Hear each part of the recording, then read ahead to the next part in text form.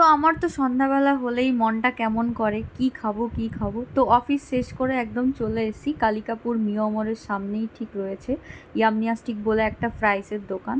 তো আমরা দুজনে এখানে এসে দাঁড়িয়ে ভাবছি কি খাবো, এত আইটেম আর জাস্ট রিজনেবল প্রাইসে তোমরা পেয়ে যাবে এখানে। আমি লিঙ্কটা তোমাদেরকে ডিসক্রিপশন বক্সে মেনশন করে দেবো, তো তোমরা চাইলেই এখানে আসতে পারো।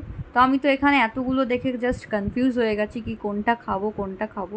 তো আমি ওকে এই জন্য হাত দিয়ে দেখাচ্ছিলাম যে আমার এইগুলো এইগুলো চাই, ও দেখাচ্ছিল আমিও চিকেন উইংস খাবো। তো ফার্স্ট আমি একটা ফিশের কাটলেট ট্রাই করলাম, আর ও নিয়েছিল চিকেন উইংস, যেহেতু ও খুব ভালোবাসে এটা। তারপরে চিকেন পকোড়া, ওরা তো বলেছিল এটা চিকেন পকোড়া, আমার তো কোনো অ্যাঙ্গেল থেকে এটা মনে হয়নি। তো এই পরে ও উইংসটা এমনভাবে একটা বাইট দিল, ও হো হো, জাস্ট ও বলছিল, ওর এক্সপ্রেশনেই বোঝা যাচ্ছিল যে দারুণ খেতে। তো তোমরাও ট্রাই করো, আসো। আজকের ব্লগটা এই পর্যন্তই, দেখা হচ্ছে তোমাদের সাথে নেক্সট ব্লগে।